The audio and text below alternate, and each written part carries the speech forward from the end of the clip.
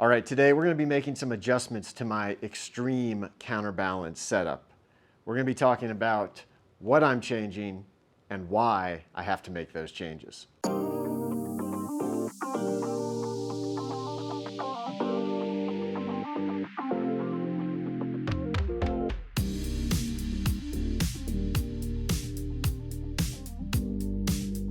Hi everyone, welcome back to the channel. Hope you're having a wonderful day. So this video is going to be the latest in kind of a series where I've been experimenting with this idea of extreme counterbalance. I'll leave links to some of those other videos down in the description. I've really liked a lot of what I've seen from this idea of putting more weight out past my hands and counterbalancing the golf club that way. I did it all the way through my bag.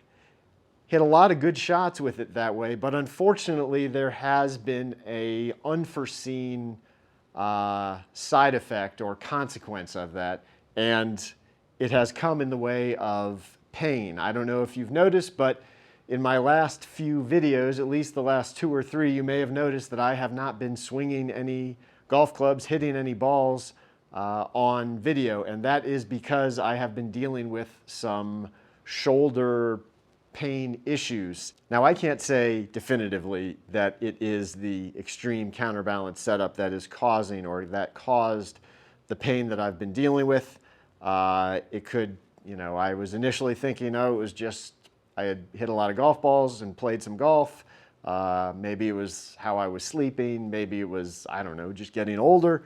However, the timeline of sort of moving into this setup and hitting more shots with it has correlated pretty closely to when that pain kind of really came about and sort of kept going. So again, I can't say that this is the root cause, but it seems at least likely enough that it feels like I need to make some changes to this setup, because even though I like a lot of what I'm getting out of it, it's not worth the downside, which is the pain, which has basically kept me from really swinging a golf club for a number of weeks now. So that being the case, what we're going to be doing in this video is I am going to be sort of modifying these clubs and taking them back to a less extreme counterbalance setup. I'm still going to keep some of the counterbalancing, but we're going to scale back everything that we had done in that initial build. So the main things, if you don't remember, were one, obviously we added counterbalance weight to the butt end here. We had 25 extra grams in all the irons and wedges. We also added an extra 1.5 inches of length so that I would actually choke down on the golf club and have that weight past my hands. And we also put bigger mid-size grips on everything. So we're going to take all those things that I had done in this extreme counterbalance setup, and we're going to reduce them a little bit. So that means we're going to be taking some of that length away. We're going to move into a more traditional length. We're going to take away some of that counterbalance weight. There's still going to be a counterbalance there, but it's not going to be 25 grams. We're going to drop it down to 12 grams. And we're also going to go from this mid-size grip back down into a standard size grip, since I'll now be holding it once again essentially at the end of the golf club. Okay, so I've adjusted now the 9-iron and the 6-iron. That means we took the grip off, we cut it down to what I consider standard length, which is 36 inches on this 9-iron, 37.5 on the 6-iron. We pulled out the 25-gram counterbalance and replaced it with a 12-gram weight, and then went back down to a standard size grip. So we have now reduced the static weight of this golf club by about 20 grams, a little over 20 grams. I will go ahead and answer this question because I know it will come up in the comments. What is the swing weight of these golf clubs now? People are always interested in the swing weight. These both came out to right in between C7.5 to C8. So right there, pretty, what would be considered pretty light, because again, we've got that counterbalance. And so that is not surprising. But let's hit a few balls. I am not going to be swinging very fast because I am still trying to take it easy. So do not be surprised if my speed is a little bit lower than what it usually is in these videos.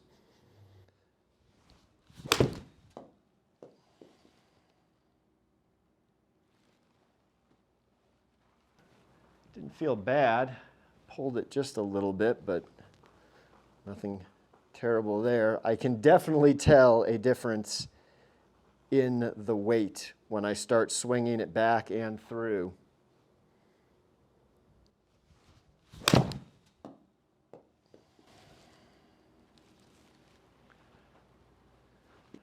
My best explanation under the premise that the counterbalance is what was causing all of my pain issues is I think all that extra weight here when I came through the ball was just kind of pulling all my joints a little bit more aggressively than what it had been previously in a more traditionally balanced setup.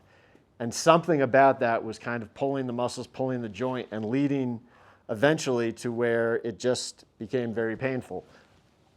I don't think that this setup now, again, much more traditional with just a smaller counterbalance, is going to have that effect because I don't notice it at all thus far.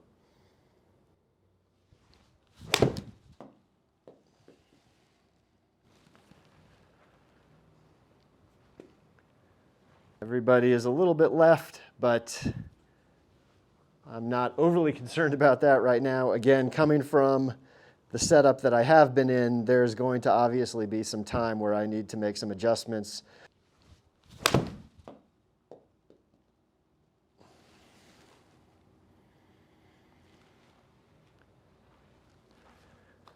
All right, now we've got the 6-iron. Again, this is now just standard 37.5-inch length and 12 grams, so we'll probably take a few swings at least, probably more than a few swings to get back in the feel of what this is, but let's see how it does.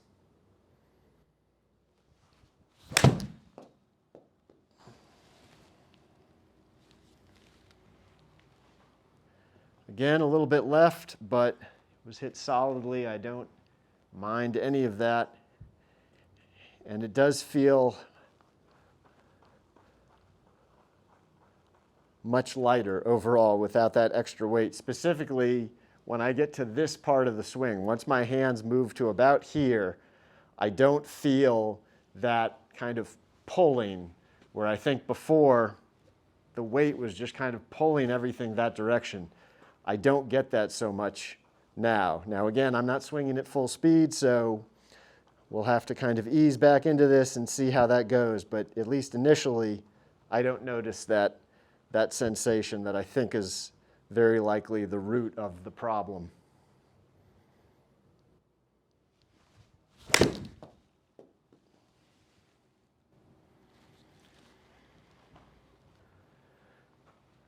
Again, everybody's a little bit left. I think I'm just closing the face a little bit more.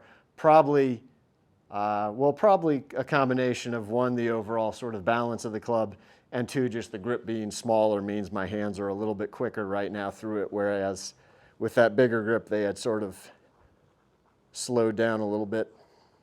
Let's hit one more, see what we get.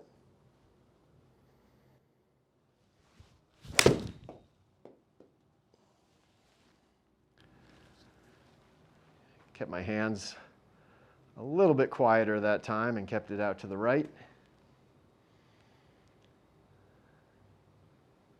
I do still like the idea of the extreme counterbalance. I maybe just pushed it a little bit too far, I'm thinking, for me at least. So that 25 extra grams in the shaft again and extended out past my hands and all of that together, I think just led to a little bit more strain on my body than I had initially thought it would or could. So I feel like this setup now is much safer, is going to be much more sustainable for me to be able to actually swing it this way. I probably could have kind of split the difference and done something in between with a 16-gram counterbalance and maybe extending them out half an inch. But again, from where I was and how I was feeling with my shoulders, this just feels like the smarter move. And I don't really think there's going to be a lot of downside here. I felt like the contact was really solid. Nothing about it makes me think this was a bad idea right now. Again, we're going to keep going with this. I am going to now, having done this, take the rest of the irons, take the rest of the bag basically, and move them back into this more traditional counterbalance setup and go forward there, because I just think it's going to be better for me long term. Let me know down in the comments if you have experimented at all with this extreme counterbalancing idea. How much weight did you use, and did you see any negative effects from it, either in your golf game or physically?